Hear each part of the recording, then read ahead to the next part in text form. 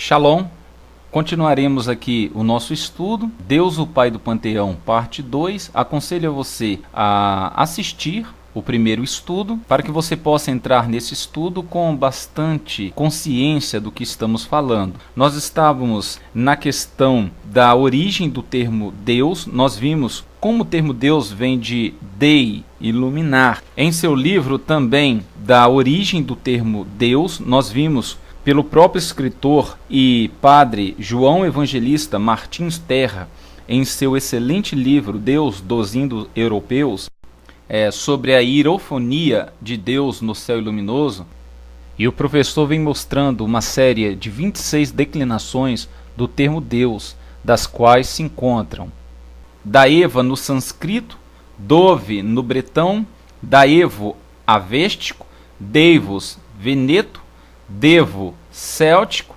Devo gaulês, Dev persa, De britânico, Deus latim, aqui já chega no termo Deus, Deivai osco, Dia galês, Dia irlandês. Então veja bem que Deus e dia procedem da mesma palavra. Diuve itálico, Iuve umbro, Tim etrusco, Zis cita, aqui já começa a aparecer, né? Já com Zeus. Teiva germânico, Tyr, ou Thor irlandês, Tyr escandinavo, Deuas báltico, Dievas lituano, Deus ou Devs letônio, Divo eslavo, Dios grego, Zis ilírico e Zios ou Cius hitita. O pesquisador linguístico fala ainda sobre imanência e transcendência cósmica. Deus ou Deus se une à palavra pater. E aí ele começa a dar alguns exemplos. Jaspita, pai do céu para os arianos, na antiguidade, que equivalia ao sol. Júpiter, ou Júpiter, pai do céu para os romanos, o sol também. Zeus pater, pai do céu para os gregos, também o sol. Na declinação de Zeus pater temos dias padre, pai do céu em latim. Dias sabemos que vem da expressão luz solar, mesmo que o sol. E Deus pai, pai do céu em português, que na verdade se traduz por Zeus é pai. Dentro desse legado muito arcaico, nós temos aí a primeira expressão de Zeus, nós temos Zeut para os egípcios. Depois nós temos a expressão Zeus para os gregos, Theos para os gregos cristianizados e Deus para os de língua portuguesa. A expressão Zeut, mais arcaica, nós temos um fato ocorrido quando Iosef, conhecido como José, ele é coroado imperador do Egito por Faraó. Ele recebe o nome de Zephis Nut Parneia, ou seja, Zeus é o governador do Egito.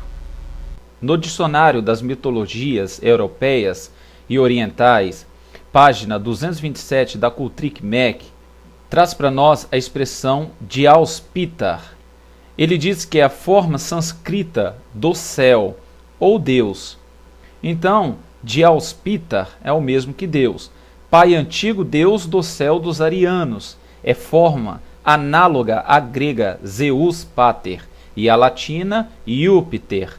Diauspitar, propriamente, é o Deus da luz e dos céus. Em latim, dies, que é o mesmo que dia. Sol, regente supremo do mundo e das outras divindades. Está aí, bem diante dos seus olhos, o que diz o dicionário das mitologias europeias e orientais. O mesmo dicionário, na página 248, traz a seguinte informação: isto equivale à confirmação de que Deus era o chefe indiscutível do panteão e o Deus do império. Esse primado permaneceu até o fim do paganismo. Os gregos em Amon reconheceram o seu Deus supremo, Zeus, e deram a Tebas o nome de Dióspolis. Aí ele traduz como cidade de Zeus. Então veja que Orfeu Spalding traduz Dióspolis como cidade de Zeus. Logo, Dios ele equivale à expressão Zeus e polis como cidade, mais um confirmando que Deus é Zeus. No entanto, algum ser humano, alguma pessoa ousaria mudar a palavra do Eterno? Se você ainda tem dúvida, você precisa ler a carta que Jerônimo, o tradutor da Bíblia, conhecido pela Igreja Católica como São Jerônimo, direcionou ao Papa Dámaso, que lhe pedira na época para que pudesse fazer algumas correções nas Escrituras.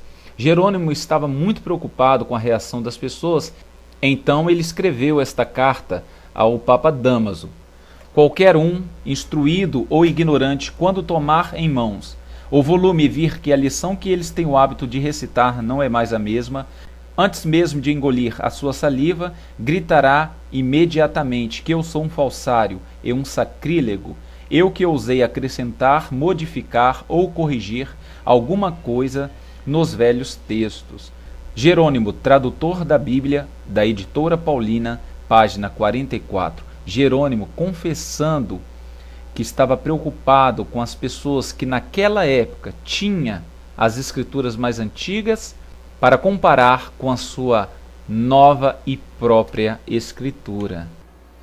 Como foi dito antes, o termo Deus é um termo muito antigo e nós temos uma imagem de Deus do século IV antes do Messias, uma escultura desse Deus solar que foi encontrada na Ucrânia, e temos também, já na sua forma mais moderna, como Júpiter, como Deus Pater do cristianismo.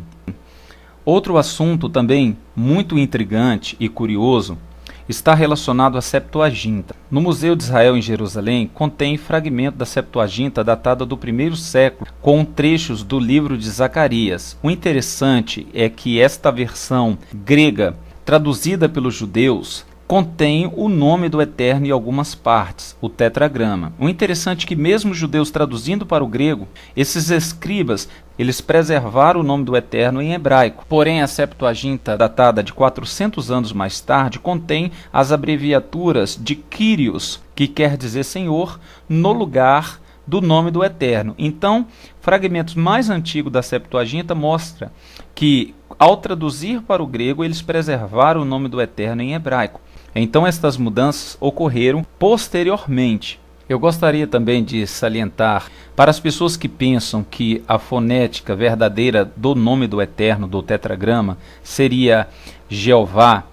Há um grande equívoco sobre isso. Primeiro, porque no hebraico não existe uma letra equivalente ao nosso J. Então, eu gostaria de mostrar para vocês o que diz a Enciclopédia em Cores Martins, volume 9, sobre o tópico da deturpação do nome do Eterno para Jeová. Reza assim o texto: entre as divindades romanas, Jeová da esquerda tinha o primeiro lugar com o atributo de pai dos deuses e dos homens. Era considerado o máximo protetor da cidade de Roma. Veja que, de acordo com o livro da Enciclopédia Ilustrada, mostra-nos que esse termo Jeová já era um termo usado dentre o paganismo, que foi introduzido nas escrituras sagradas. Observe o que afirmam os próprios doutores e líderes das testemunhas de Jeová concernente aos termos Jeová e Jesus. Na Sentinela, o nome divino que durará para sempre, páginas 9, 11 e 19. Confira o próprio texto deles. Não obstante, muitos preferem a pronúncia Jeová. Por quê? Porque tem o uso corrente e uma familiaridade que Yahvé não tem. Não seria melhor, porém, usar a forma que talvez se aproxime mais da pronúncia original? Então, até aqui, eles confessam que o termo Jeová está longe da pronúncia original e se esquivam dizendo que não é o costume relacionado aos nomes bíblicos. Eles continuam: para tomar o exemplo mais proeminente, considere o nome de Jesus. Sabe você como a família e os amigos de Jesus se dirigiam a ele na conversação diária enquanto se criava em Nazaré? A verdade é que nenhum humano sabe com certeza. Embora possa ter sido algo parecido com Yeshua, ou talvez Yehoshua, certamente não era Jesus. Então, nesta sentinela, há a confessação de que o nome Jesus é um nome falso para Yeshua. simplesmente não dá para entender como uma religião defende tanto a questão do nome, conseguem entender que o nome é importante, fazem do nome uma de suas doutrinas principais, no entanto, sem se importarem com a verdadeira pronúncia ou com a originalidade do nome invocado. Isto equivale a dizer que o sangue de Yeshua tem poder de salvar, mas não importa se o sangue é mesmo de Yeshua.